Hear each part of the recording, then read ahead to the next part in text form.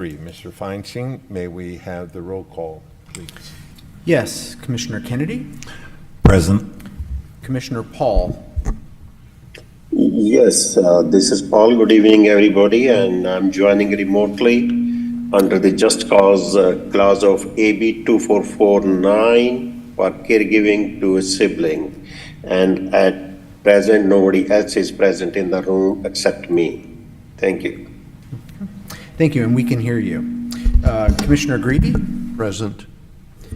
Commissioner Werblin? Present. Commissioner Cruzen? Present. Vice Chairperson Evans? Present.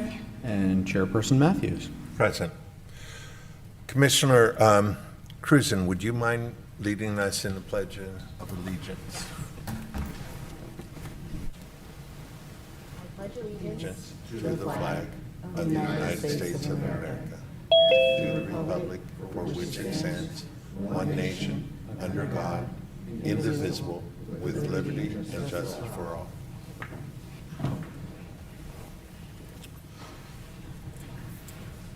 Thank you. Now, just a brief word about persons wishing to address the Planning Commission. This is regarding items not on the agenda, but within the jurisdiction of the Planning Commission.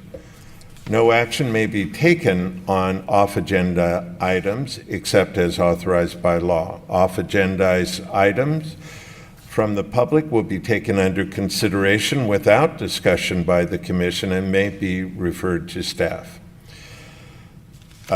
Public comment instructions: to speak on an agenda item in person, please complete a green speaker's card and bring it to the front desk before the meeting or at the latest prior to the time for public comments on that item. When joining via Zoom, please use the raise your hand feature or press 9 on your phone to request to speak. You will be called by name and will have 3 minutes to speak. Next, we will have the approval of the agenda. Are there any changes to the agenda?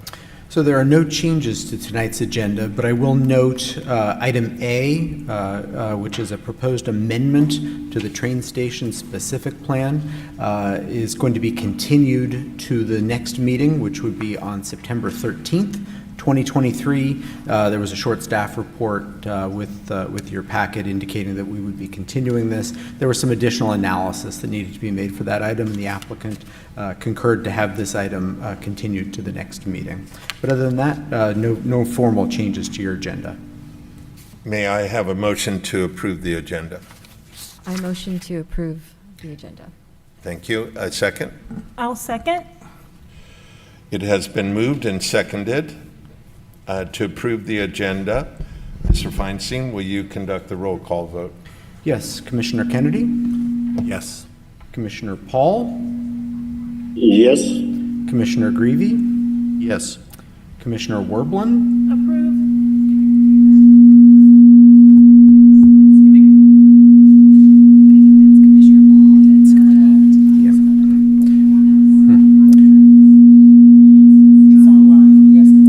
yeah,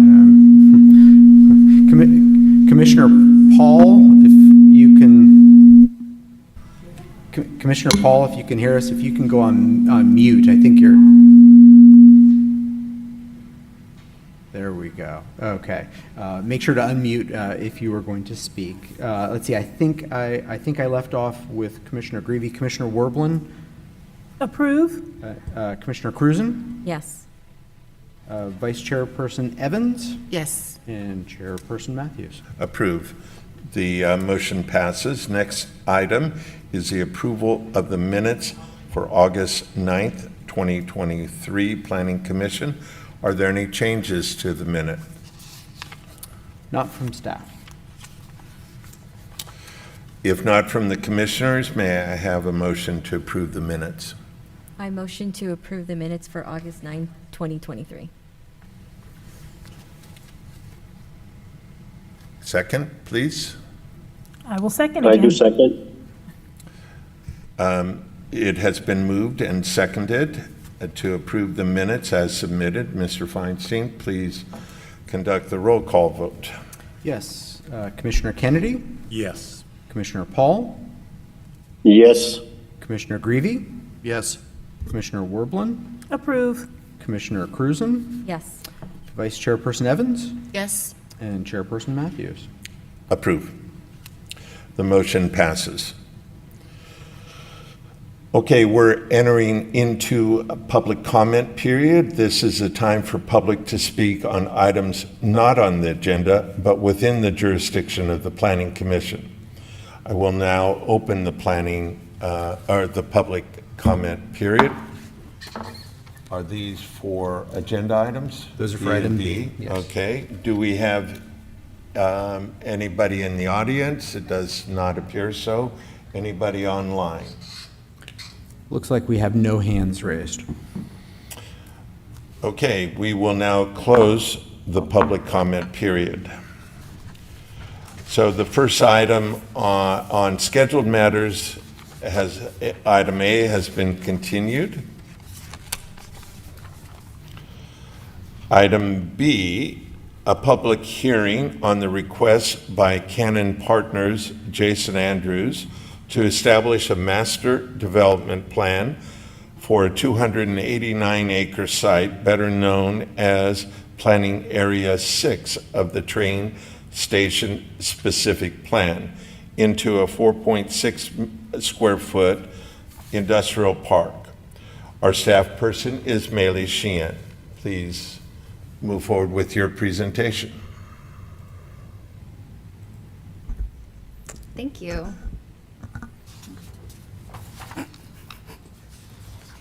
Sorry, I'm going to just lean forward a little bit. My apologies. Good evening, commissioners. Those of you joining this evening, I am Meili Sheehan, and I will be presenting item B this evening.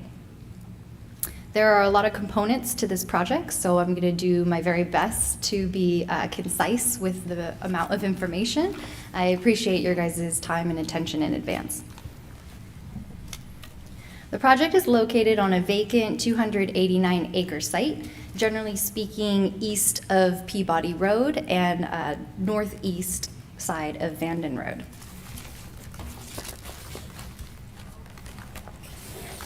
Here we have a contextual map just to give you a better understanding of where we're located in the city. You have Claybank Road, Cement Hill Road that transitions to Vanden, Airbase Parkway, and Peabody Road. Some key figures here, you have some industrial uses in the corner of Airbase and Peabody. You have Vanden High School. There, of course, is the Travis Air Force Base. The yellow triangle is the train station site. And then lightly etched in here, the aerial hasn't been updated in the last year or so, is development known as One Lake. It's also planning area 4 of the train station specific plan. And of course, our red star is our project site for this evening. I'll be using quite a lot of acronyms tonight, so I just wanted to start off with a little decoder for the group and let you jot down notes if you like. TSSP, train station specific plan. PA planning area, MPUD master plan unit development, and EIR environmental impact report. So before going into project details, I'd like to just give a brief summary of the train station specific plan as a whole. Approved by City Council in July of 2011, the TSSP is a diverse plan with a history that traces back approximately 12 years. Concurrent with adoption of the specific plan, Council also certified an EIR. They evaluated the entire project from a environmental resource impact perspective. So that would include traffic, wetlands, and habitat features, among many other environmental resources.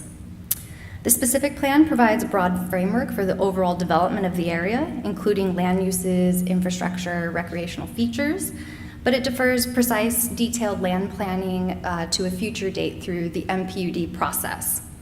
Every planning area is required to have an MPUD.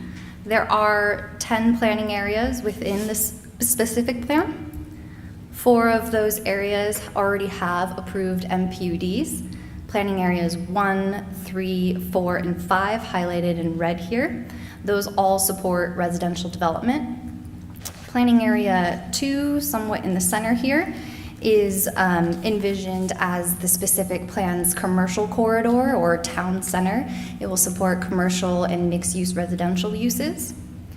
Planning Area 7 is designated for open space and also a 50-acre park, also known as the Matt Garcia Community Park.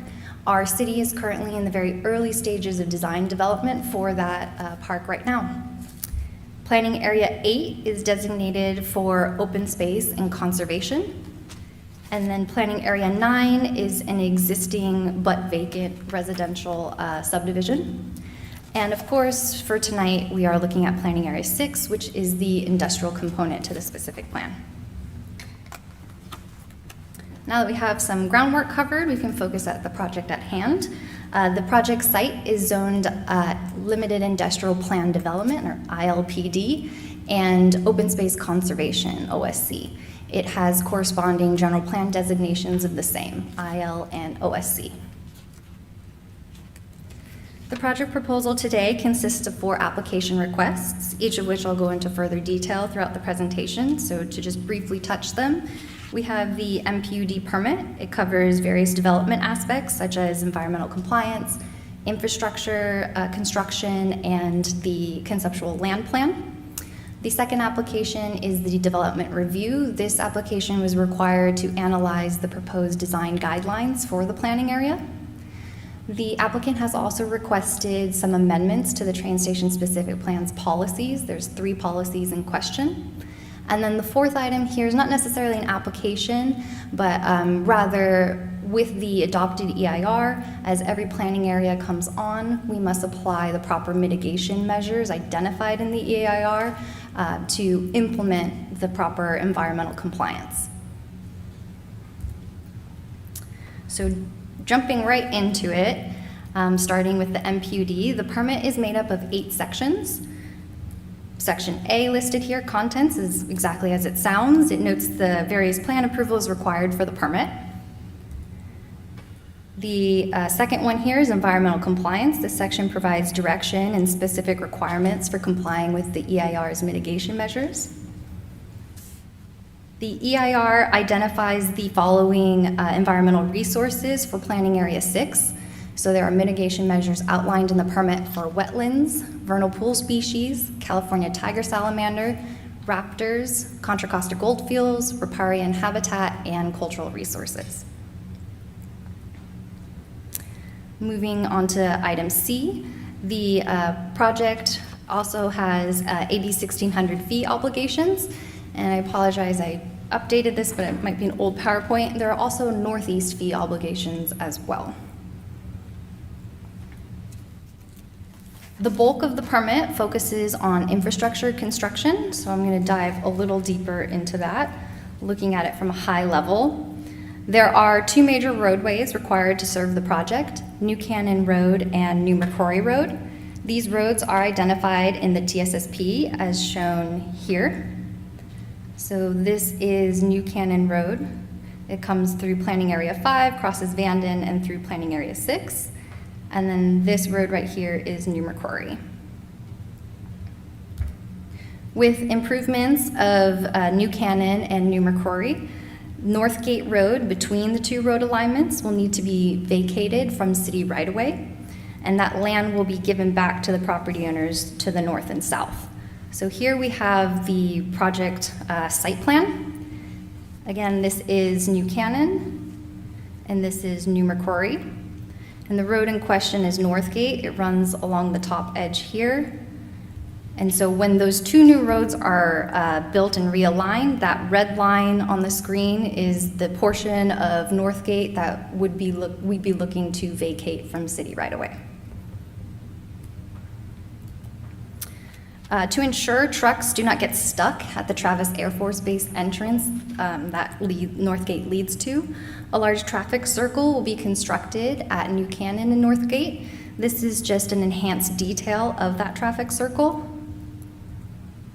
And here I tried my very best to overlay it. I know it's very small, but essentially right where my dot is there would be the traffic circle.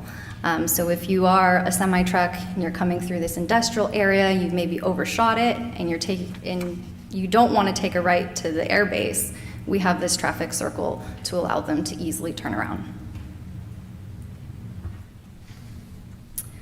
The TSSP also has policies to require 50 acres of industrial land to be developed up front. For the policy purpose, developed means there are final maps recorded. The 50 acres have been rough graded, and there are streets and utilities in place to serve the site. It's a little faint here, but if you can see, there's a red dotted area in this site plan. This is identified as the 51st acres where it could tentatively be developed. However, the developer's phasing proposal is only 2 phases, the first phase being all of the roadways and all of the utilities. So that would essentially be meeting the specific plan's policy requirement. And then the second phase would be all of the building development. So effectively, the application we have in front of us is meeting that policy. And so they're not specifically identifying 50 acres because they're going to do it all at once. Excuse me. And the specific plan also has policies to extend existing railroads. There is the Union Pacific Railroad that runs through the project or past the project parallel to Vanden Road. Our MPUD reflects this policy by requiring the developer to set aside land to extend these railroads and establish easements for future development. So it's a little faint here, but this is where that rail line could be extended. And I should note that the developer's request for this condition was to be modified to allow more time to construct the railroads. At first, staff had recommended that the railroads be developed at the same time of the first phase with all of the streets and the utility infrastructure. However, upon some information from UPRR, Union Pacific Railroad, we've determined that that timing is not necessarily feasible, and therefore we have amended the condition just to allow for future development of that rail line. So we have in the packet before you the updated condition. So when we get to the specific plan policy requests, it was one of the items, and that item has been met. Lastly, in terms of infrastructure, a berm or berm wall combination must be built adjacent to the project site to screen visibility from Vanden Road. So again, across the edge here is Vanden. There would need to be landscape and berming to ensure that these large industrial buildings are screened. Returning to the MPUD sections, we have item E, land circulation and utility plan conditions. This section provides conditions for modifying or supplementing the conceptual master plans that they have provided. Here we have the land plan before you. The purple area would be the industrial zones. There is a bit of pink right in the center here. This is set aside for commercial. The yellow site down here is set aside for 1.5 acres of public facilities, potentially for a future fire station. The light green is open space conservation, and the dark green areas throughout the project are stormwater basins. The specific plan includes a condition that reflects the policies for commercial nodes to be scattered throughout the project, or somewhere provided within the project. The plan also envisioned those commercial areas to incorporate people places as it identifies. So essentially with this little commercial component here, we would be looking for some level of gathering space or pedestrian friendly space. So if you are an employee working in this industrial area, you have space to hang out with your friends, have a little work gossip, have your lunch. So there are policies in the specific plan that are reflected in the MPUD that require those people places to be incorporated. Here is an exhibit for a fire buffer. Being that this area is surrounded by open space, essentially native grasses, our fire department wanted to ensure that proper buffer zones were incorporated into the conceptual planning here. So what you can see here, identified in blue, these are very large paved parking lots that our fire department does view as a fire buffer should there be any wildfires in this area. And then kind of faintly around some of the edges here is a pink line. That is a pedestrian trail that has been incorporated into the project. I believe it's 10 feet of DG, or decomposed granite. So that will also act as additional fire buffer. Here we have the circulation plan. The plan proposed in front of us is consistent with the TSSP's vision. You have New Cannon, the dark blue here being 4 lanes. The light blue drops to 2 lanes. And then for New Macquarie, the orange is 4 lanes and the yellow drops to 2 lanes. Shifting into the utility plans, here we have the storm drain plan. Again, this is consistent with the specific plan. The water plan, and the sanitary sewer plan. So you'll notice that the utilities run through the road network. Coming to item F here, design guidelines. This section provides conditions necessary to provide a more effective program for the industrial park. The design guidelines and architecture requirements are fleshed out a little bit more under the development review application for tonight, so I'll skip that for now and we'll get into it in a minute. And then lastly, the MPUD ends with an other conditions and information section. This section provides miscellaneous information and guidance on the requirements, including provisions to amend the MPUD in the future should that be necessary. So jumping right into the development review portion of the application, the development review does cover the proposed design guidelines for the planning area. The applicant has drafted design guidelines to mimic the MPUD in terms of content. To avoid repetition and to be concise, I'm only going to highlight the outdented bold bullet points here: maintenance responsibility, architecture requirements, master landscape plan, lighting, and master wall and fence plan. I do also want to note that for tonight, there are no buildings proposed with this development review application. The site plans that you're seeing and the building footprints that you're seeing are purely conceptual to help guide a master plan for this area. But for tonight, there are no buildings proposed. This is the maintenance plan. So there's a lot of open space out here. There will be landscape and of course street networks. The majority of the planning area is going to be maintained by either private property owners or community facilities district. Diving into the architecture, the project identifies 2 architecture characteristics: rural industrial for the industrial buildings, as you see here. This aesthetic will provide a palette with materials, colors, and shapes found on many agriculture and rural buildings, such as you'll see materials such as brick, metal, wood, terracotta tiles, natural colors, and pitched roofs when we get to the commercial piece.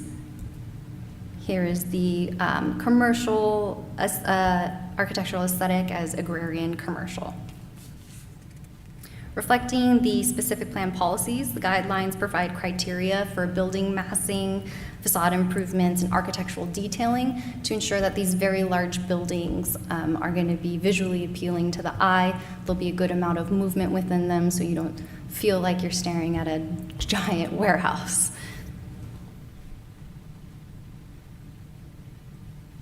Shifting into the landscape, consistent with the architectural characteristic, the landscape themes are natural and agrarian. The natural theme is intended to provide design elements reflective of the surrounding environment through rolling grasslands, wetlands, and open space. So this is the New Macquarie side, or the north side of the project. And you can see that we have lotted out street trees. And of course, at a future date when we do building entitlements for each building proposed, there'll be more specific landscape plans that will include ground cover and irrigation. And then this would be the south side.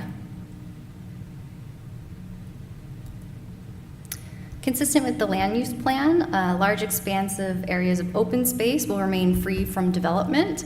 Therefore, the specific plan has anticipated what those edge conditions are when you move from the industrial development into that open space area.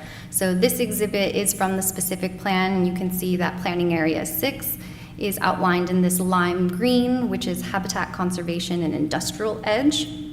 The MPUD mirrors the specific plan with policies to physically protect these areas.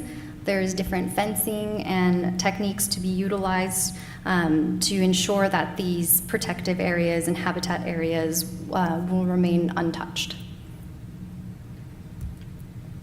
I don't know how hard this is to look at, I apologize, but here are just some cross sections of what that edge may look like. So right here is the industrial edge condition. This would be the habitat area or sensitive area, buffered by fencing and some streetscape trees, and then into the development.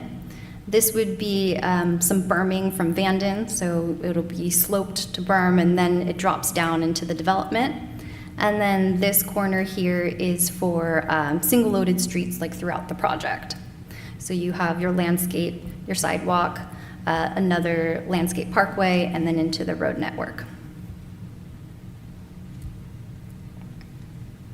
In addition to the landscape plans from a plant palette perspective, the design guidelines also include a wayfinding plan. This plan includes the 10-foot DG trail that we talked about when we were looking at the fire buffer map. So that trail is blue here. And then throughout the project, you'll see these little red stars. Those are seating areas just baked into the project. Again, just adding another amenity for the employees that might be working in this industrial park. And then here is the second half of the plan. And once again, you'll see that pathway with seating areas. The purpose of signage in these guidelines is to establish design requirements and constraints for all the primary signage within the planning area, so your monument signs. We want to ensure that the design is appropriate for the surrounding context and is visually attractive and kind of mirroring the architectural and landscape styles.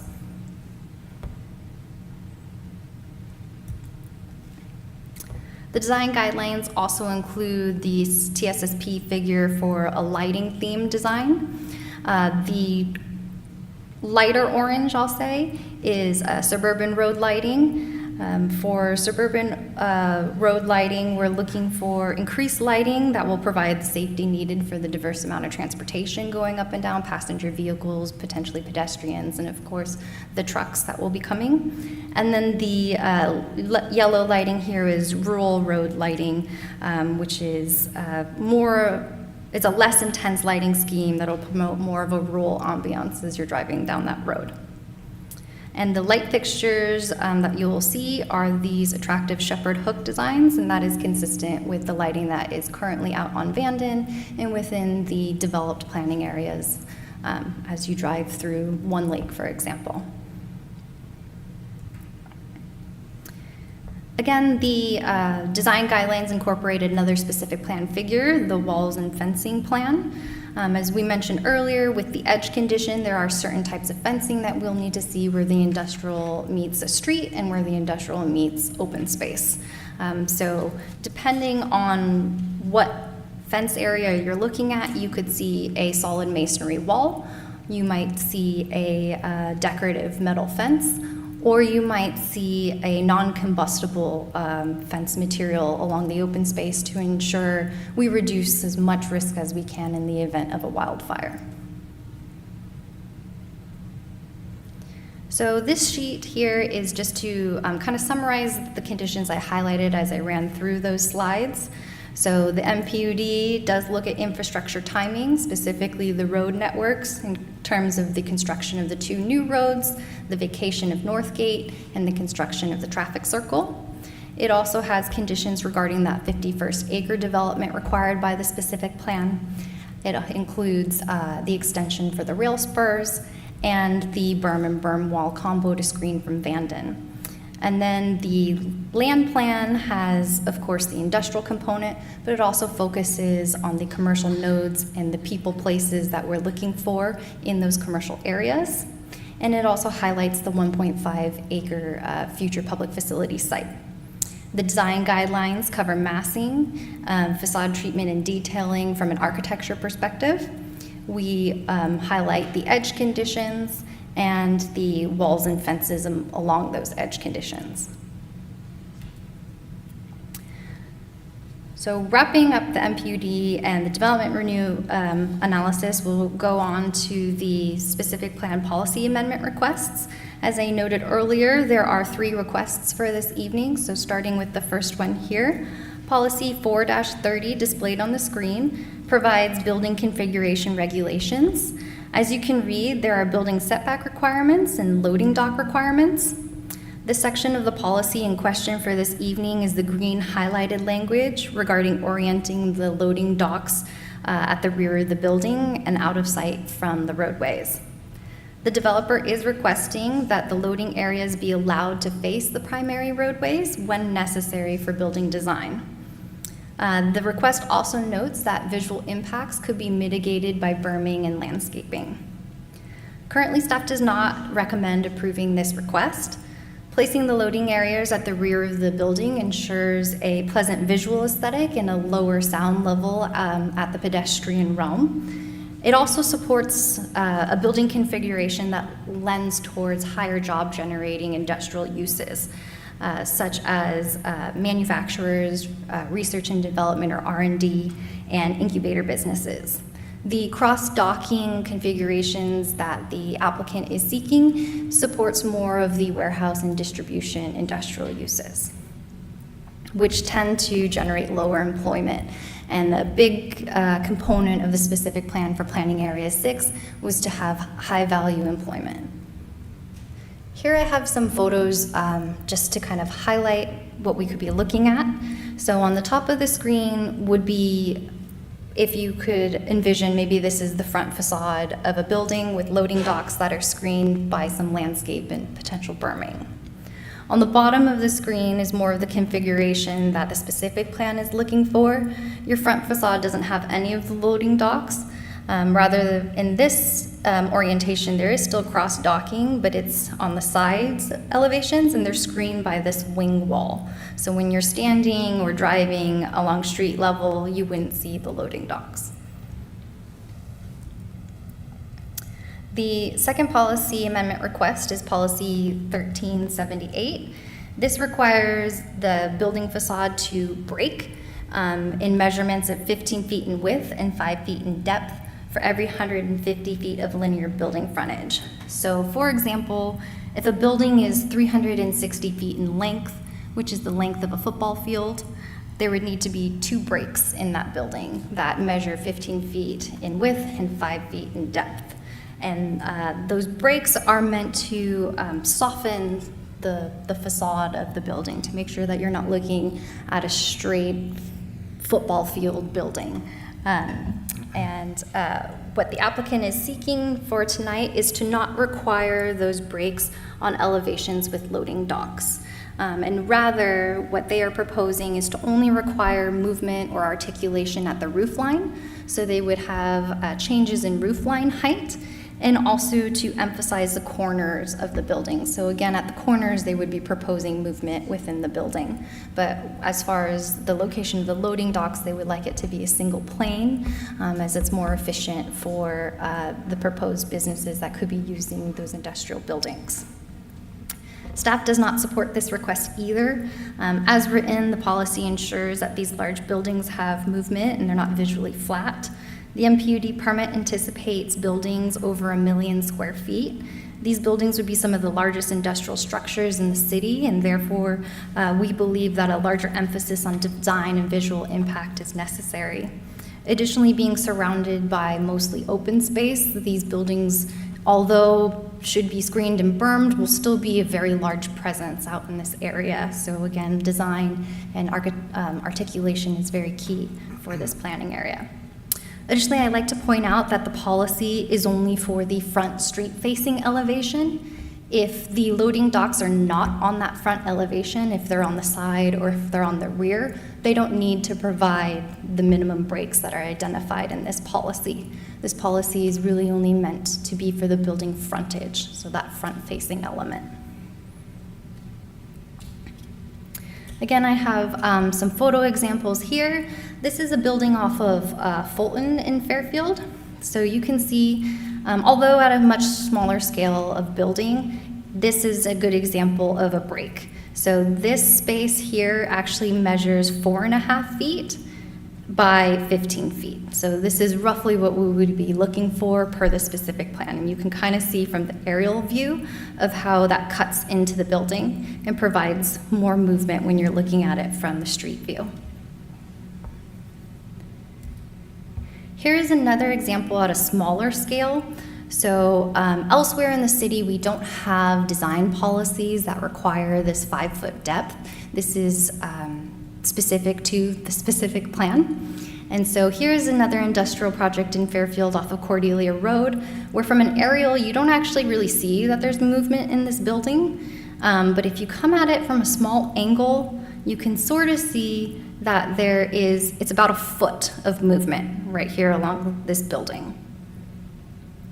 So it just, I use these two buildings as an example of how much that depth can really change the look of a building. And depending on how large the building is, what the scale of the building is, it can really bring an extra design element as you go deeper with that articulation. Oh, I added a little red to show you where, where those movements are.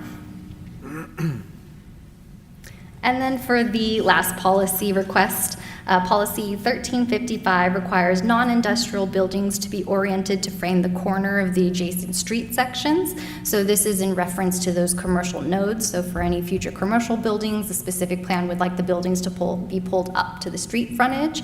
The idea behind that is to create a pleasant pedestrian zone and to really lend into those people places that we talked about earlier.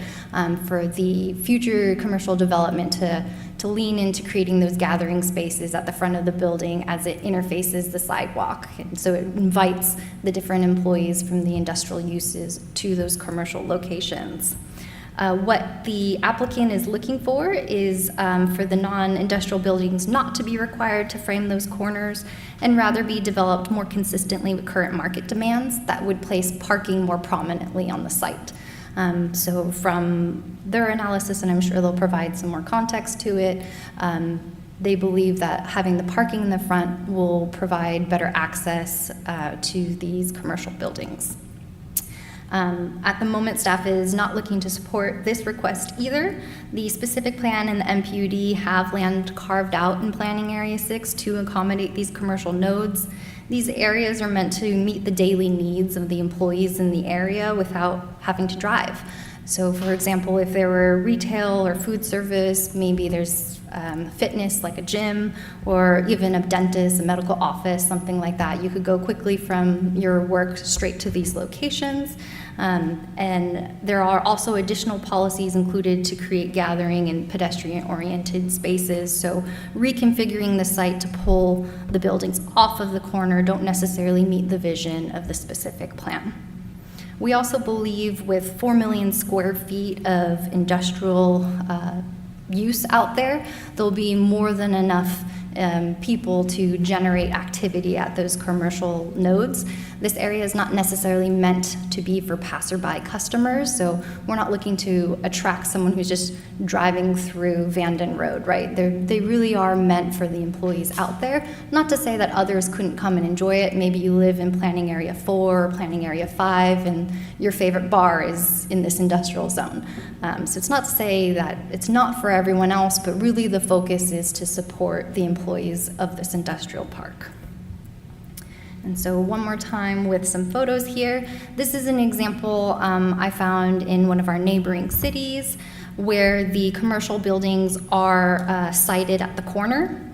So in this little red box here, enhanced, this is what you can see that corner looks like. You can easily see the businesses that are located there. And it's a little tough to see, but there's also different seating, benches, and tables where people can gather and enjoy the space.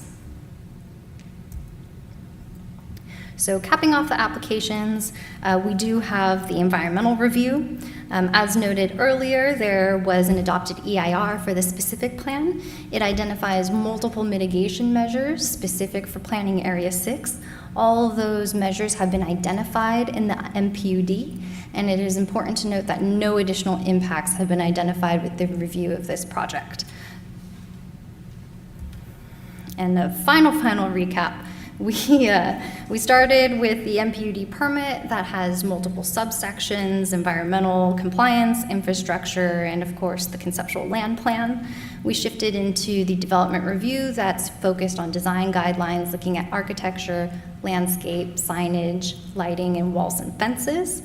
And then we covered the TSSP amendment request that staff is not in support of at this time. And we've finished with the environmental review, noting that the EIR mitigation measures will be implemented through the MPUD. So with that, staff is recommending that the Planning Commission adopt PC 2023-11, which would grant approval of the MPUD and the development review. And it also recommends that City Council deny the specific plan amendment requests. I'm more than happy to answer any questions you have. We also have our Public Works team in-house and also on Zoom.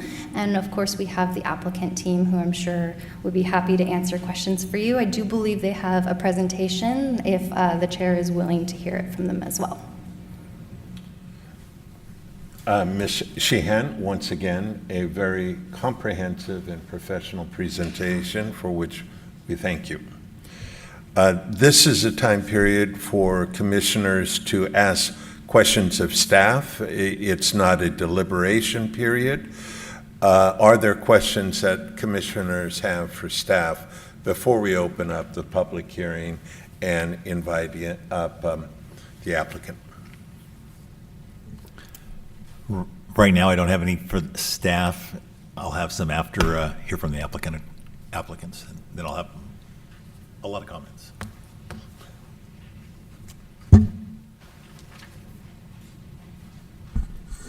I do have a couple of questions. On Northgate Road, you mentioned that there's going to be some disruption of the businesses in that area.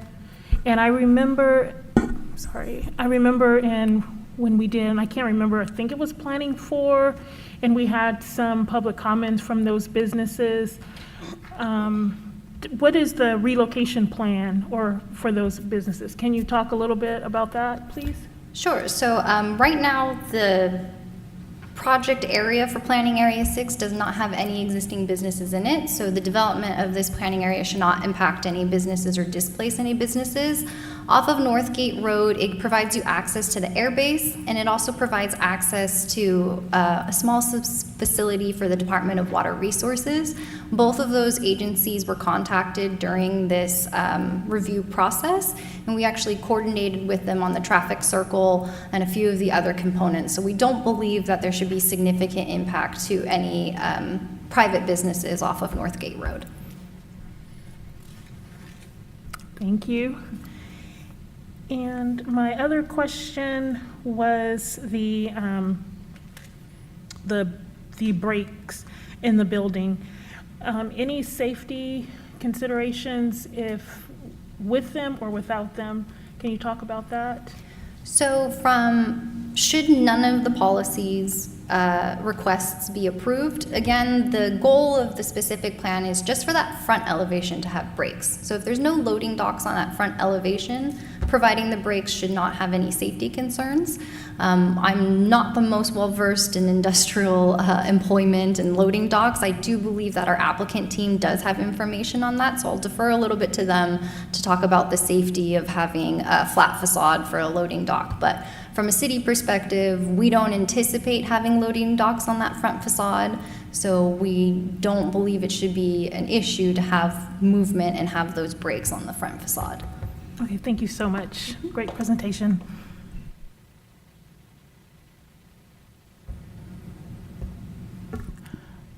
Hi, I would just like to get a little clarity on Northgate access because you said the whole Northgate Road is closing, or is it just a portion of Northgate?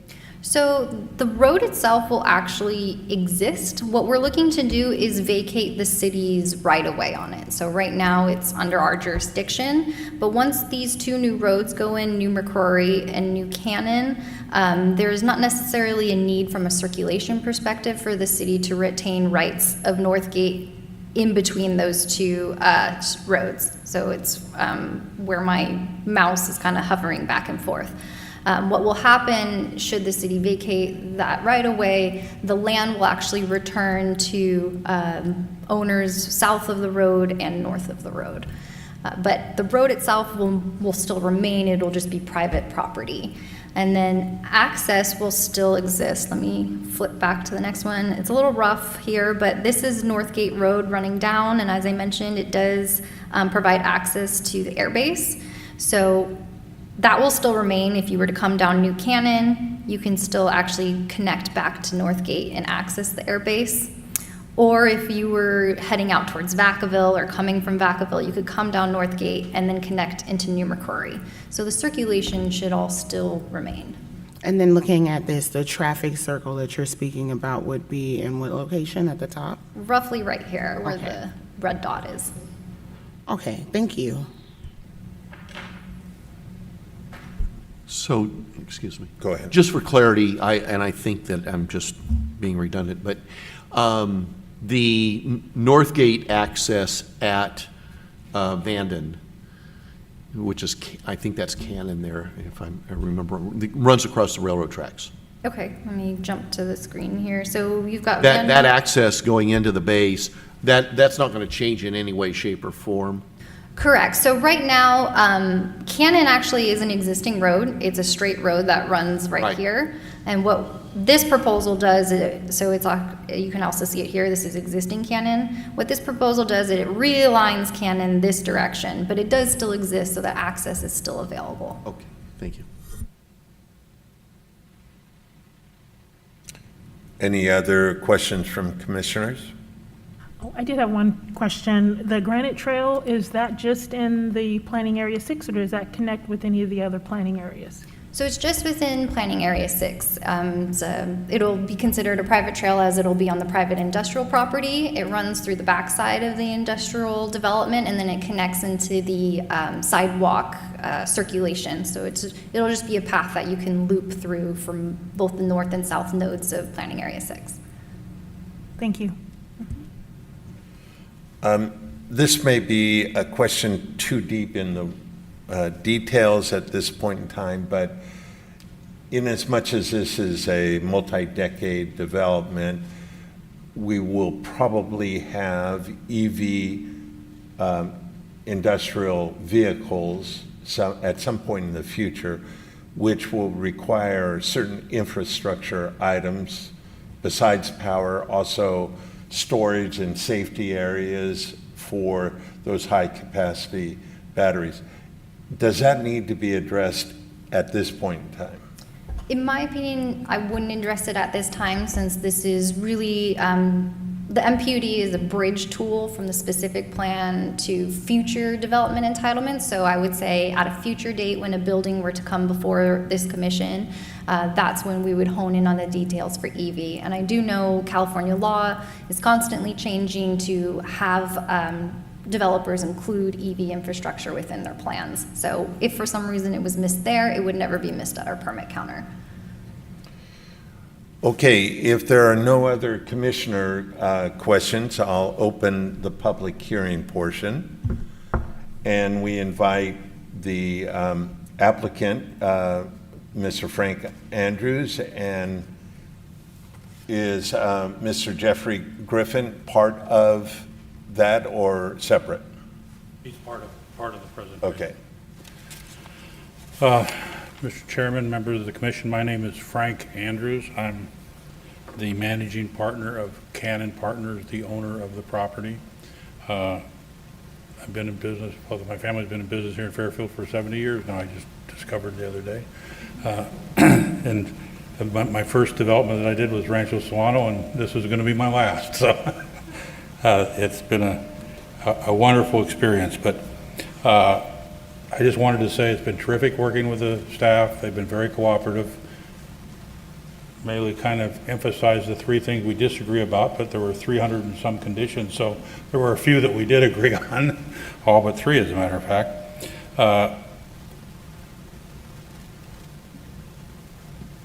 The particular description of our disagreement, I'm going to leave to Jeff Griffin, who is here.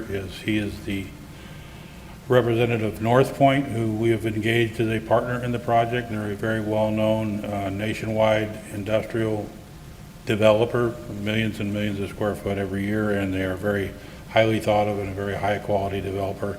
And I'll leave the explanation as to why these particular architectural issues are important to him. Also here tonight is Andrea Blanca, who is the engineer with CBG Civil Engineering, who's handling the engineering for us. With that, I'm going to turn it over to Jeff and let him discuss with you the particular architectural issues. And if you have any questions of me now or later, I'm more than willing to answer. Thank you.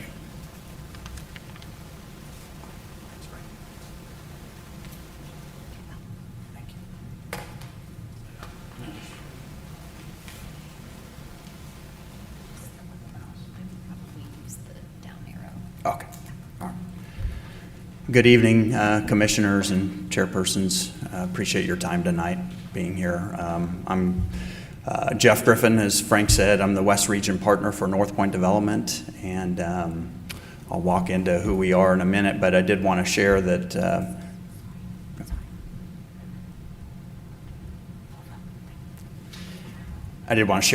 I started with North Point about 5 years ago, and I am a native of California. I was born in Woodland and spent most of my life in Sacramento, and I run our office here out of the Roseville jurisdiction, so you do have a California person here. So North Point, as Frank said, we're a rather large, primarily Class A industrial development firm. We're headquartered out of Kansas City, Missouri. As you can see on that map, we have several offices scattered throughout the U.S., so we are a nationwide developer. We own about 150 million square feet of Class A industrial space across the country. And through that have created a lot of jobs, which you see on this slide, and the types of industrial clients that we on occasion work with are Fortune 100 companies, as shown here. Other occasions, it's the mom and pops for the cities that we develop in. We also show a smattering of some of the charitable organizations that we spend a lot of time with. So, from a regional perspective, so again, I'm the West Region Partner here for North Point Development. I manage the western states. This is our footprint as of today. Everything that's in orange is California development. We have developed down in Oakley. We've developed a substantial footprint in West Sacramento, as well as the county of Sacramento. We're doing another development in Rancho Cordova right now. We've also touched into the other states, as you see, Washington and Nevada, and also Utah. One thing to note, we were nominated in 2019 by Real Capital Analytics as the #1 industrial developer in the country. That's based upon how much square footage the developer community was putting up at the time. So this is just representative of some of our portfolio assets. The left photos just show obviously the building exterior. The center photos are your typical tenant improvements within these warehouses, and then the right photos are typically the distribution areas within those warehouses. Again, I'm going to rehash a little bit of what Maylee went over, but I'll run through this quickly. Obviously, you know the location now. A lot of this is surrounded by a conservation area, and it is quite a setback from the One Lake community to where these buildings would be developed. This is a conceptual site plan, as Maylee noted. Market ebbs and flows. Lately, as you've seen, e-commerce has become a big thing. A lot of us now have boxes shipped to our doorstep. So these mega warehouses have become kind of the new norm, if you will. This slowdown in the market that's occurring now may shift that a little bit, so this could become smaller buildings in the future. But as we worked through this over the past 18 months, this is the concept that we wanted to present to you tonight and kind of get approvals based upon. Again, this area zoned industrial a long time ago, 2012, I believe, is when the specific plan was approved. I think it envisioned various uses, not only light industrial, but I think there is an allocation for heavy manufacturing in this industrial area as well. So we think that our buildings will be very compatible with what was approved.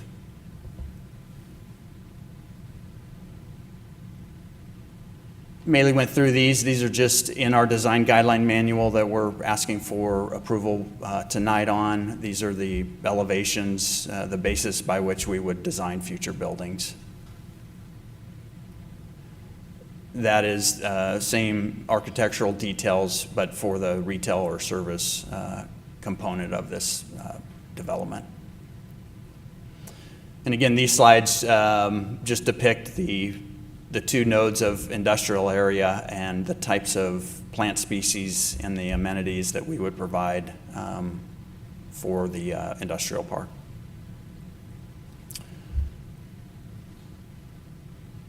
The meat of my presentation is just to kind of talk through our specific plan amendment requests here. Maylee, thank you for going through them in detail.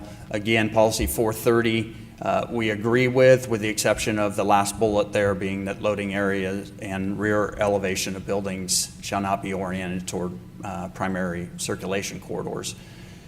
I've added an example rendering here just to kind of give an idea of what it could look like. This isn't buildings that certainly lay within New McCrory. This was a different park, but it still gives the same effect of how we typically build these parks with these very large warehouses. So our specific request is that the Planning Commission recommend to City Council to allow a design variation here that we could face these cross-dock buildings towards the primary corridors. There's a couple reasons for that. One, it's, the configuration of this land, as you saw, is not rectangular, and the parcels, although seemingly large and 300 acres cut up between a 200-acre site and a 100-acre site, don't afford the ability to lay these buildings out in a different manner, whereas we could front these buildings on a major corridor and still get the same amount of square footage. So we're asking for this variance in essence, or a specific plan amendment in this case, to allow for these, docks to face the roadways. The cross section there is, what we propose is a mitigation effort, berming with a lot of trees and shrubs to mitigate, the visual impacts. I will also note this area probably is not going to be, I don't see it as a thoroughfare that a lot of residential folks would drive through. It'd be a lot of traffic going in and out of the Air Force Base or the employees out in this particular area. So I would ask you to take that into consideration as well. This is some example renderings of what that landscape berming and landscape features would look like. The below photograph is a real-life application of a park actually that we've developed some assets in West Sacramento. And that's the view you get driving down Southport Parkway. And again, this was a picture from the fall with foliage on those trees. You can't see those buildings really. So that's request number one. Request number two is regarding the articulation that Maylee talked about. This one, Commissioner Werblin, I think you asked a great question on safety. There is a safety component to this. if we were to lay out these large buildings and build these cross-dock facilities, if we were to abide by the specific plan language in 1378, the cross-dock, docking wall, if you will, where the trucks dock in and out of the building would have to be articulated, which creates a great safety risk for people backing in and out. They lose visibility. If each truck is moving at a different plane on the wall, it does create a safety hazard here. So we're asking again for a specific plan amendment to allow for no articulation on those dock walls. We're happy to provide substantial articulation where most prominent features are on the building corners, where the office improvements are, where the general public or employees go in and out of the building. So that bottom picture, I think, is a good representation of what we would anticipate those building corners looking like. And then our third request goes to the retail, I'll call it the retail or commercial service area component. We believe, being in the industry, we're not big retail developers, but we do communicate a lot with retail developers and brokers. And this is a rendering of a particular project that we're involved with right now, and how real life application is put in place versus what we would term as the older planning method of framing the street corner with the building itself. And I wanted to represent, Maylee's representation was fantastic. The picture on the right is obviously an aerial of a building that used that method. It was developed about 15 years ago.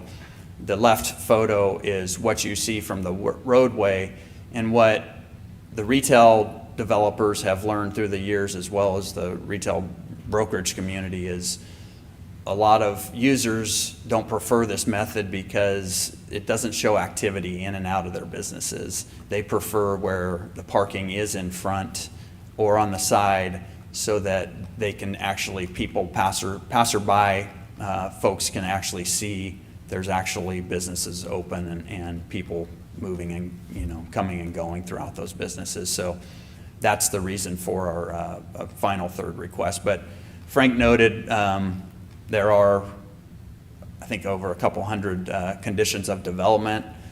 We're down to these last three, so I really want to thank Public Works and Planning for the work they've done over the past many months to get us to where we are today. And I would, again, respectfully request that you approve the PUD and also recommend to City Council to accept our specific plan amendments. Thank you, Mr. Griffin. We appreciate your input on that. Commissioners, do you have questions for the applicant? Yeah, I have a few. First off, one of the problems that I have with the amendment of putting the bays in front, having such a long linear space, just aesthetically, it doesn't give that rural architectural style, and to go along also with the agrarian features of the commercial.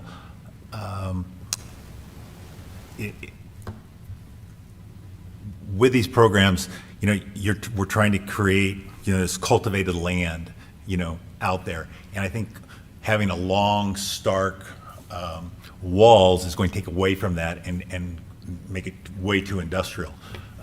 When I traveled with my job, I went back, started Googling these sites, and some of them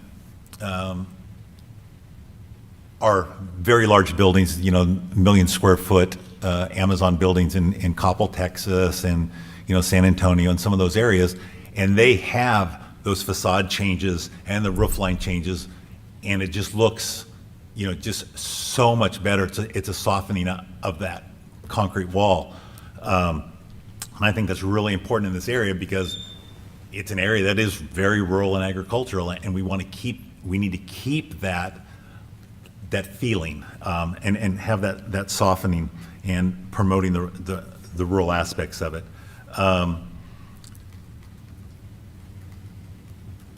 The wing walls, I look at a recent project done in Fairfield, down on Business Center Drive. Panattoni built a couple buildings there, and they've got the bays on the side with the wing walls, and I haven't seen any issues with that. I think it adds to the flavor. And there again, the more facade breaks, cornices on the buildings, and those 5-foot sections, that you can get creative with those things, and that may be where restrooms in the facilities are put, or offices, so that it's not just dead space. You may even want to come out a little bit. So I like those type of things. The issue that I'll be honest, that I'm perplexed on is the retail sectors, and I know that's maybe 3 acres out of this whole 300 plus acres, but because I've dealt with as a franchisor and franchisee for many decades, and I've seen it both ways, and I've heard the arguments both ways. Oh, the parking lot's too full, we're going to go on. And I've seen when they're on the street, you go up to Natomas and you see some of the developments that are there, they're on the street, and those parking lots are still full. So at this point, one of the things I have an issue with planning on, though, with these retail sites, many times when it's designed only for those business parks, what tends to happen is those retail establishments tend to end up having shorter hours. They're going to run from a 7 a.m. to maybe a 1 or 2 p.m. right after lunch, because there's just not enough traffic. Even with 4 million square feet, there isn't that traffic. And we need, being from the retail side, you never have too much traffic. Mm-hmm. So I do understand the issue there and this thing, but I still think that if you came back with a very specific plan of, hey, this is what this tenant wants, this fueling station type thing would be better. But those are more comments than questions. But I think that the biggest question I have is, as necessary.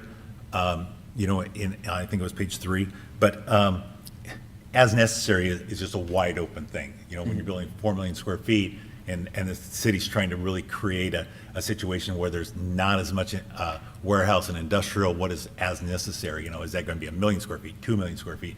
And so I have a problem, because as necessary is just way too wide open, because all of a sudden it could be, well, it's necessary for us to have 3 million square feet of warehouse space, and that's not what this area is designed for. So that'd be my, what would be as necessary to you?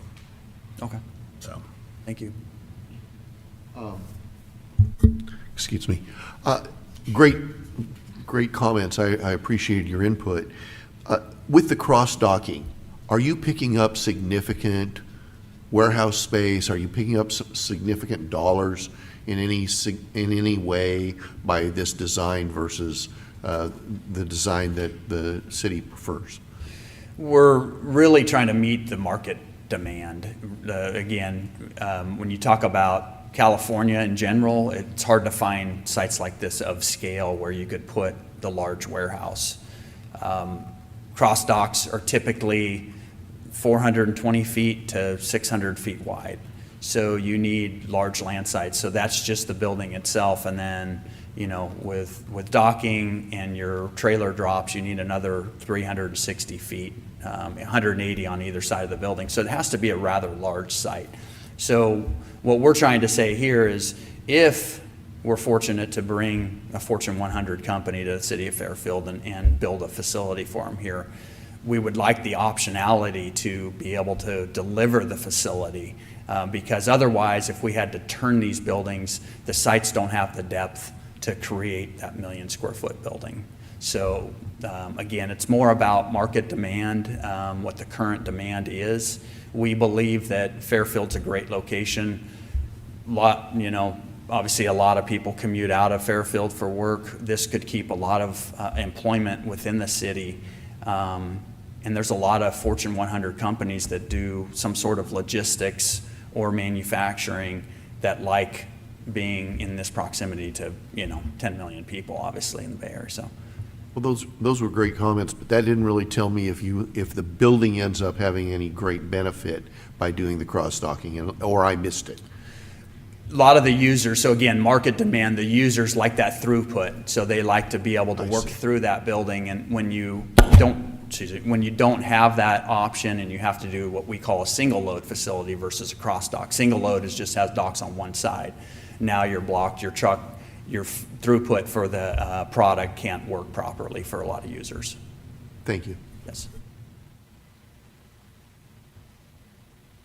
Any other comments? Questions?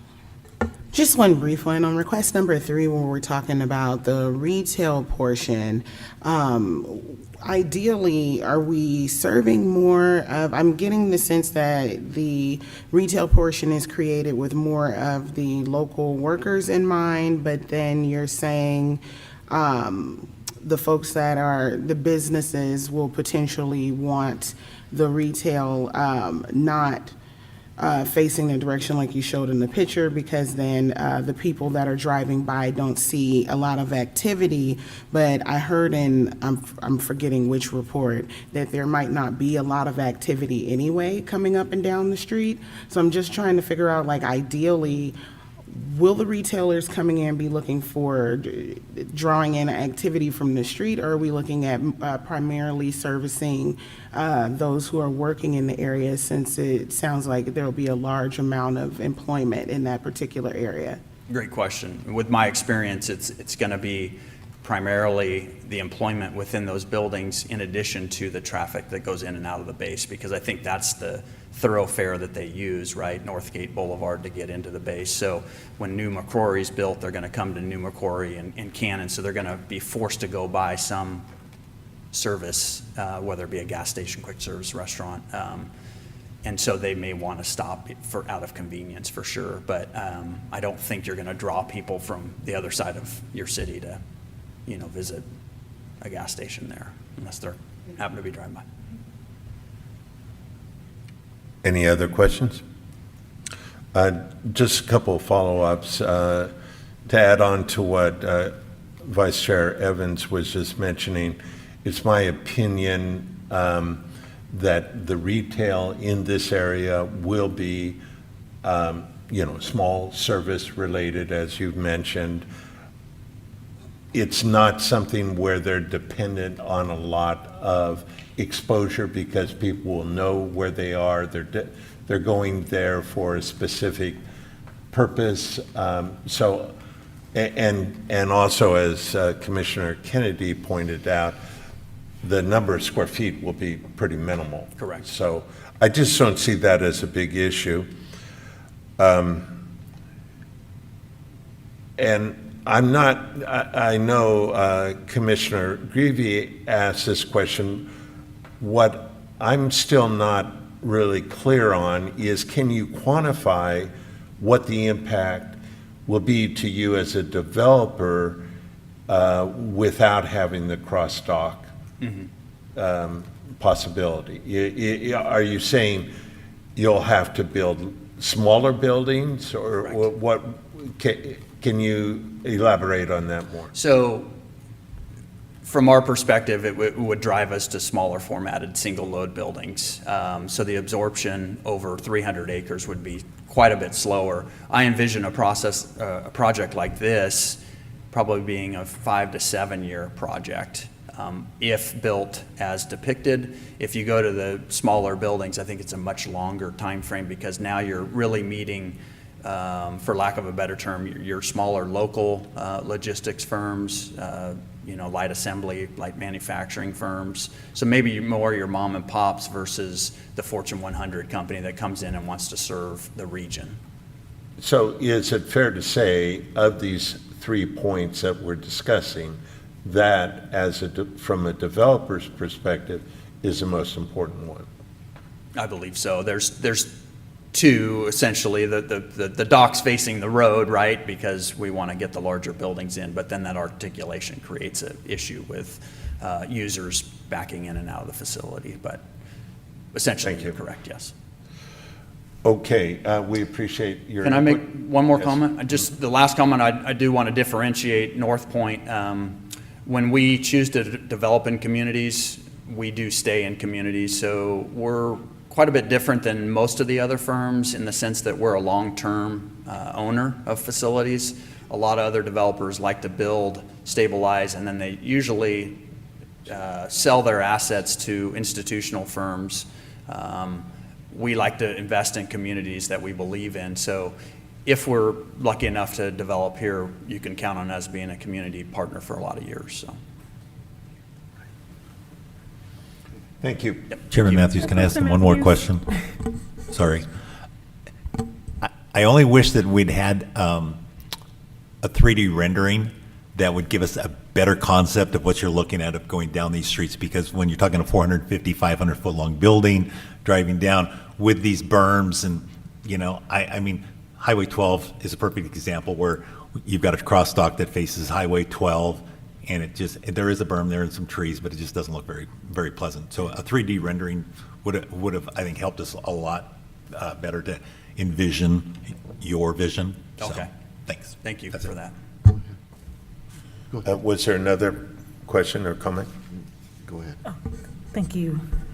I just wanted to reconfirm Chairperson Matthews' question to you. You said the top priority was your request number 2, if you had to prioritize. Was that your answer?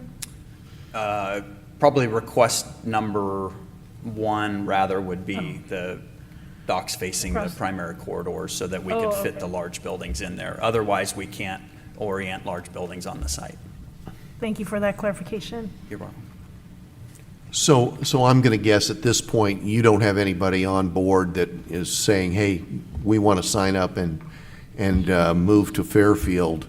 And the only way we're going to do this is if we've got, this larger space.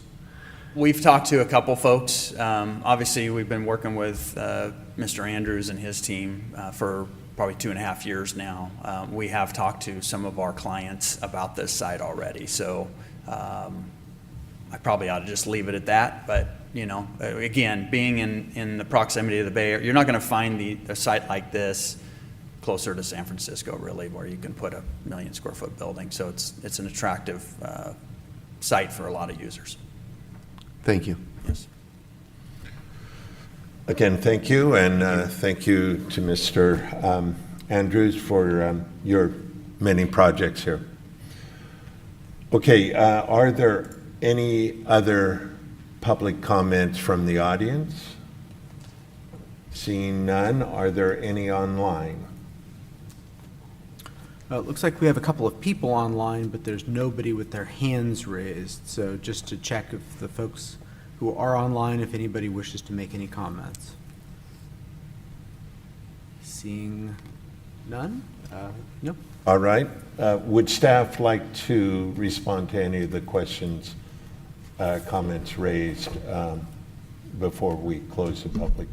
I just have one comment. I think for the most part, Jeff and I were kind of on the same page with the information we presented.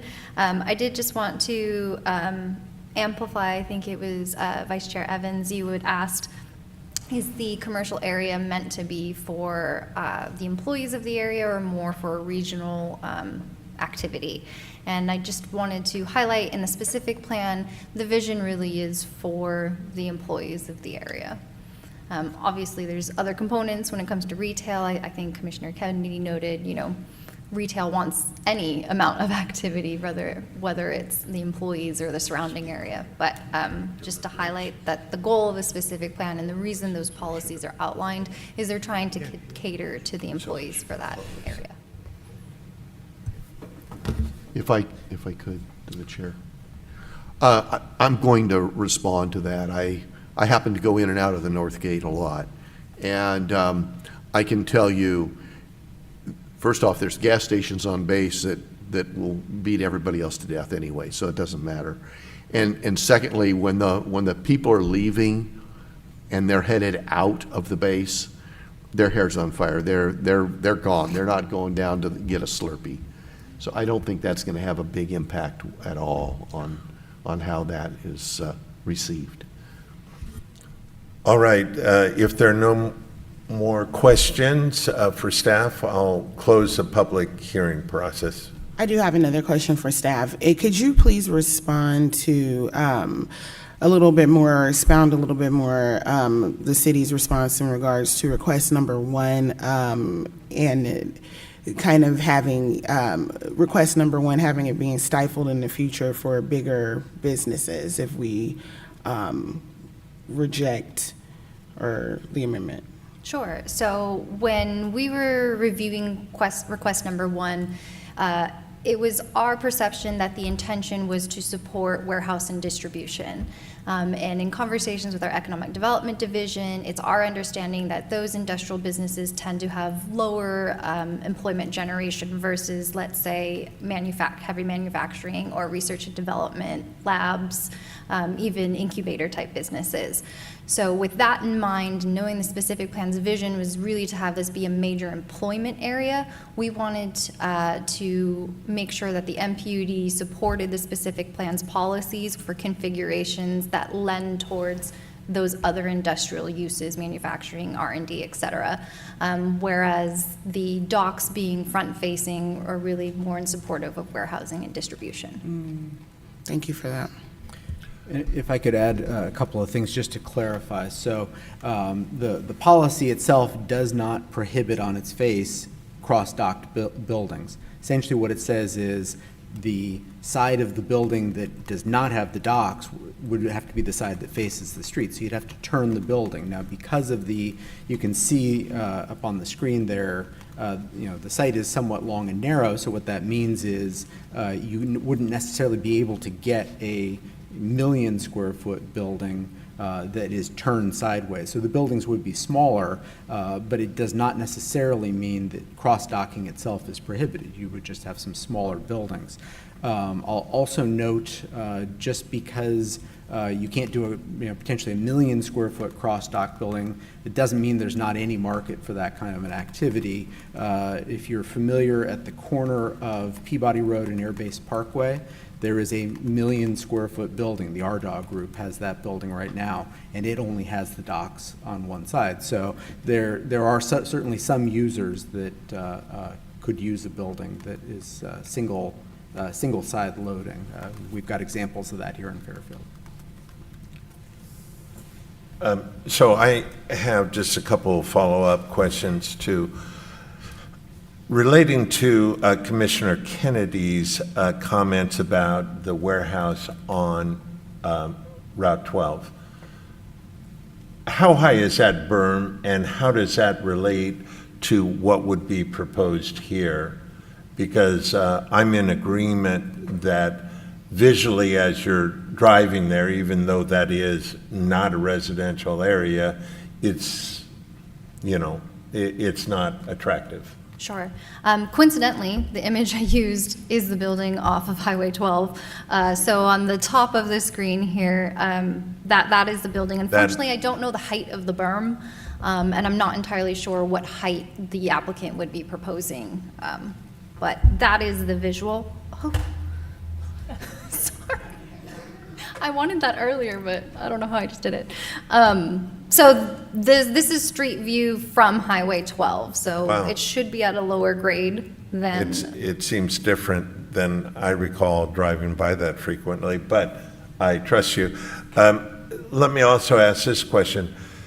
Should in the future, the applicant, developer, or others wish to come back and propose a building that does not meet these criteria, it would be a process to request a variance to what we're doing, what we're putting in So place? they could come back. It wouldn't necessarily be a variance. One of the subsections of the permit, it's the other section, outlines the process if you wanted to amend the MPUD.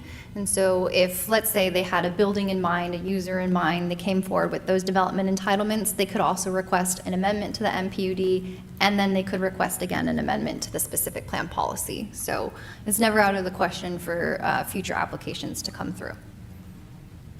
Very good. Okay, any other follow-up questions? Mealy, you helped me a lot when you talked about that the smaller ones, what our objective here is to bring in tax dollars or to bring in more employment, and putting in a 1 million square foot warehouse with 14, I know that's an exaggeration, forklift operators is not our objective here. And was not the original objective when you were designing this. So that really helped clarify things for me. Thank you. Another question. So I'm looking in the packet.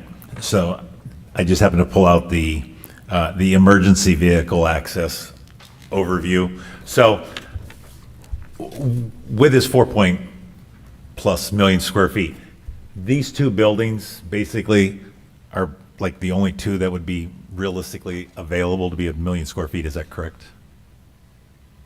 Pretty much the way it's designed now. The way they currently have it laid out, it looks like that's where they have found room for it. So the only one that really would be affected by this is New Cannon Road, because the McCrory Road has two smaller buildings in front of that much larger building. That's correct. So we're really talking about only New Cannon Road, which would be the business road. So, okay. If they were to do this exact site plan, yeah, it would be this building. Oh, sorry, you can't see my mouse. It would be this building here Right. along New Cannon. Thank you. All right, I now close the public hearing portion and return to the commission for deliberation. Chair Matthews, may I request that we take a 5-minute break and then return Certainly. for deliberation, please? Certainly. 5-minute break.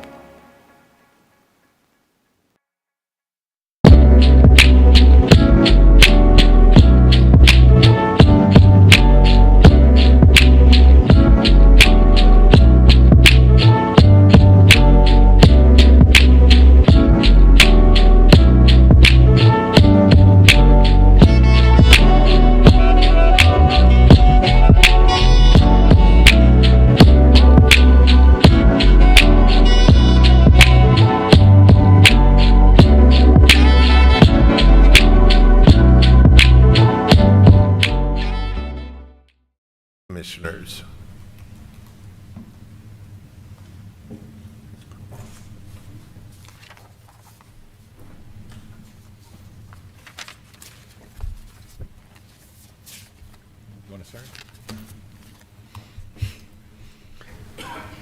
I guess I'll start by saying that thank you to both presenters. It's a really nuanced topic because there's so much detail involved in it, being that the area is so rural and this is a big deal for our future.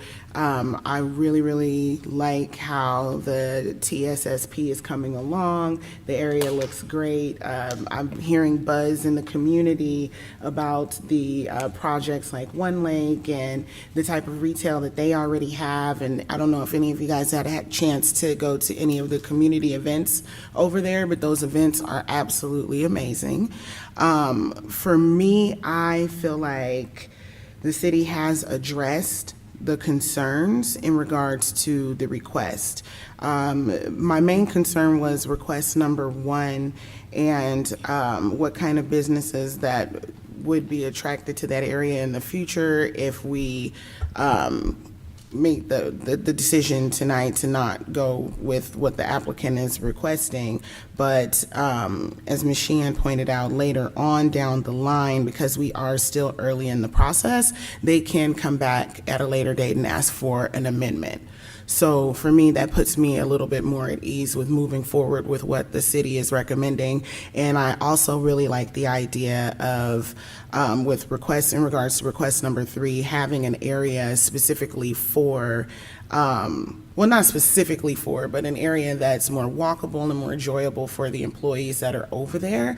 Because for me, it's about being able to keep the tax dollars local instead of people heading right up the road and going to the next city over for lunch or coffee or whatnot. So thank you. You guys actually cleared it up because it was a little hard to get into at first. Thank you, Vice Chair Evans.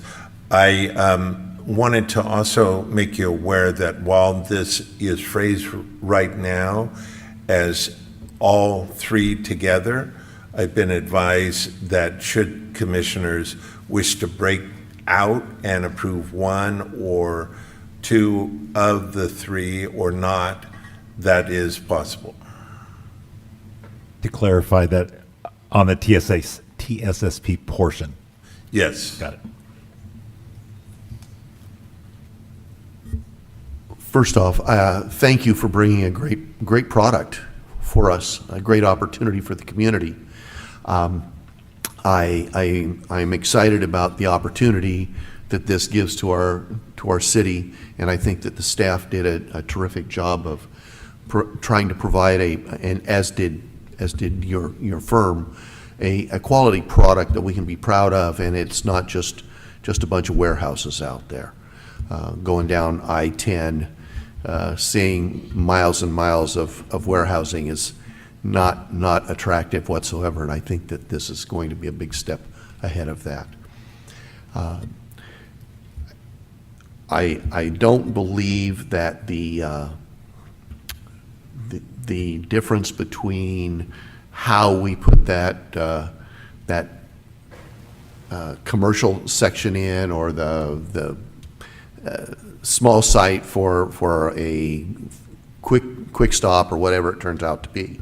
I don't think it's going to make any difference particularly, and I actually like the old view. I think it's a more attractive presentation to the public. So with that, I'll leave this up to whoever else has got something to say.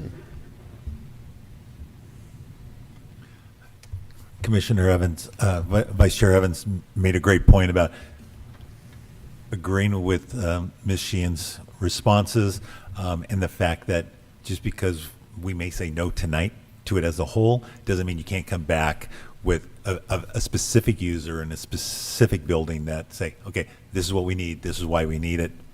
I think that might be where I'm leaning towards right now. So, but great presentation by all, and appreciate the thoroughness from all parties. Thank you.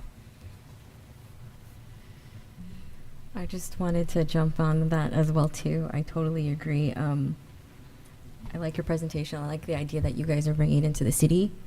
That alone, Fairfield is an amazing city. It's in the middle, ideal commute. So I'm pretty sure you will not have any issues finding potential companies to reside in the area with the new comment of having to amend it. That's great, but without any full information on who the potential businesses that are coming in, I can't really say or agree with a lot of what you're proposing tonight. That's all I wanted to add. Thank you, Commissioner Cruzen. Any additional comments? I do If- have a comment, but I'll please. pause in case Commissioner Paul, I know how it is when you're on Zoom. Sometimes it's hard to jump in, so I'll just spotlight his name in case he wants to comment before I do.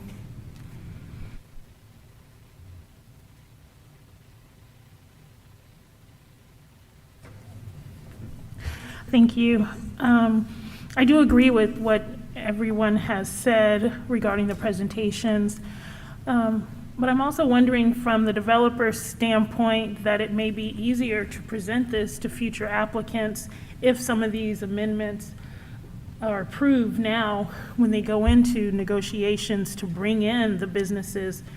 And then I also understand about wanting businesses that provide more employees versus a large manufacturing company and there's just a limited number of employees. So just trying to balance that. And the second and third one, I think I'm agreeing along with the staff report. But the first one with using the landscaping, which is what the applicant is requesting, I think I'm in somewhat agreement with that. I don't think for that particular area, it's going to deter or detract from that section. So I'm leaning towards that. At least I think that should be okay. And then what package can we create so that it's easy to attract businesses? Because I'm sure a lot of applicants don't want to say, well, we can't do it, but we can go back and ask for this amendment, and so they have to put that into there, and then I could just see that ties up more time and more dollars. So that's what I'm thinking right now. Thank you, Commissioner Werpel. Any other comments? If not, I'll just add a couple of my thoughts to what's been said. While I recognize what Commissioner Werpel just expressed, that it will add additional burden to the owner and developer to have to come back to us for modifications. I'm also very confident in their ability to, if they have a prospect that wants to have a cross-dock approach, or they want a different orientation, they're not going to let that stand in the way of making a deal. Sorry, you're too highly qualified to allow that to happen. So we want to give them as much flexibility as possible, but I think from the tenor of the comments here, it's an understood fact that if there is a compelling reason, we would go back to it. I think staff has taken a very deliberate and careful approach to why they did not approve these 3 points. And it's obvious that a lot of time was spent on many other points as well as these 3. So I'm inclined to ask for a motion to approve what has been proposed by staff.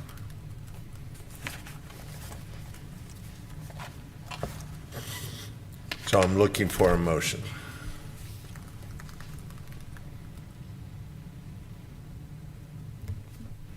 I'll make the motion to approve as the staff has suggested to us and directed us.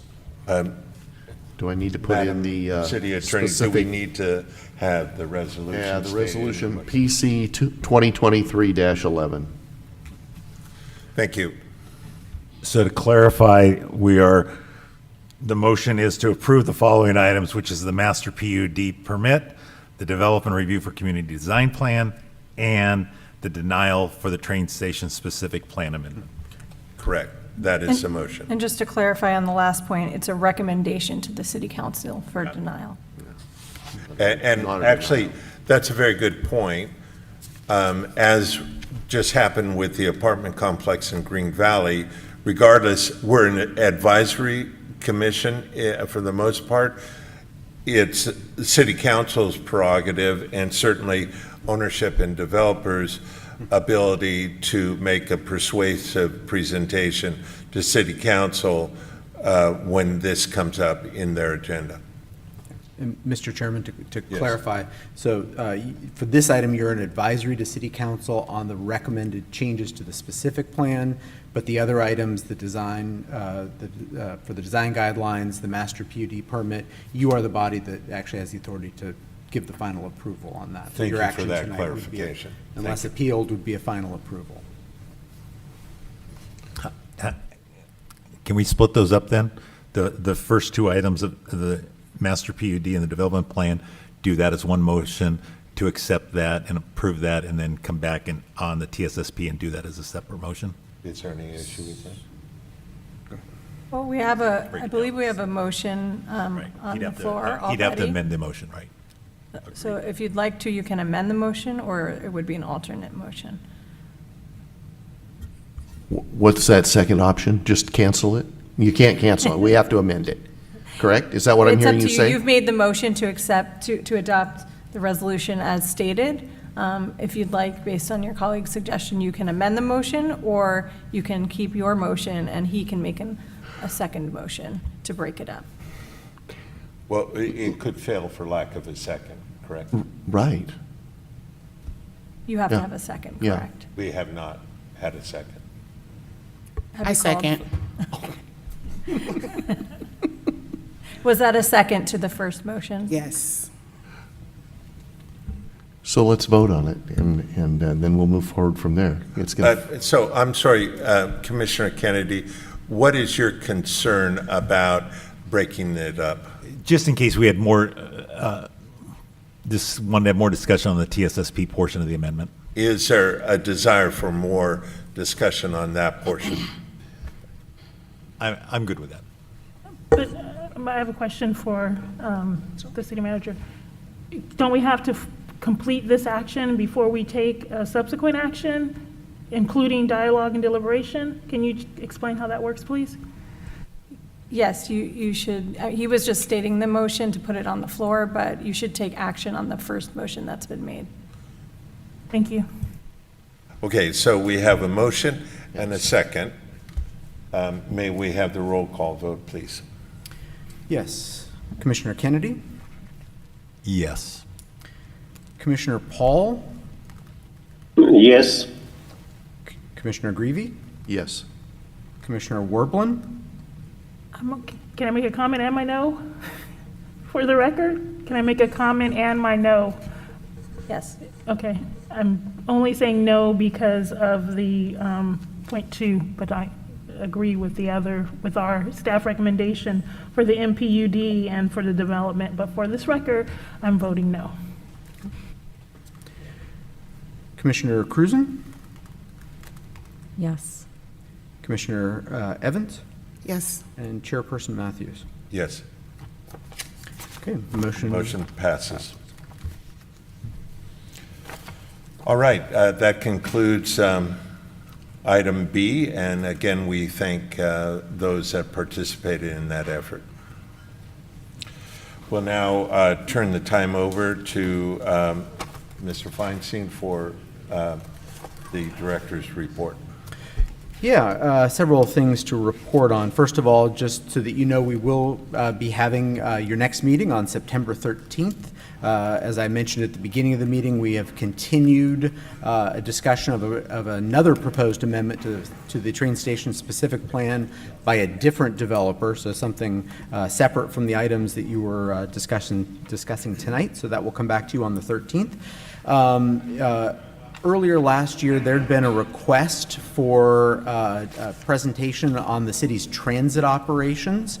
And so we will also be bringing to you an informational presentation from staff with the Fairfield and Sassoon Transit Agency, which is staffed by the city of Fairfield. So we will be bringing you an informational presentation on transit operations here in the city. Another item that the commission had asked for some, Commissioner Warblin? Was that also on September 13th? That would be on September 13th as well. Okay, thank you. Yes. Another item that had been requested for discussion in front of the Planning Commission is the topic of planning for new grocery stores. And so as a part of the general plan update, we've been doing some other work on the side in that regard. I don't know that that's going to come back to you on the 13th, but just to let you know that if not the 13th, one of your upcoming meetings, we will come back to you with some discussion and presentation on planning for grocery stores, give you some information, let you ask questions on that topic. So with that, I'll conclude my comments. Are there any final comments from commissioners? I do want to just confirm the training that's scheduled for tomorrow. I got your original email, but then I thought there was supposed to be an email and maybe an agenda from someone from the organizer. So that's on I'm sorry, Friday. I was thinking today was Thursday. I'm trying to rush the and week. we passed your information on to the organizer. Have they not contacted you at all? No. Okay. I received an email. So I'll reach out to them, provide them your contact again. I'll make sure that they give it to me as well, and I can forward it to you if not. But I believe it's 9 a.m. On Friday over at the Solana Transportation Authority offices in downtown Sassoon. And if I'll follow back up with you tomorrow on that. Thank you. Okay, failing any additional comments, we stand adjourned till our next meeting, September 13th, 2023.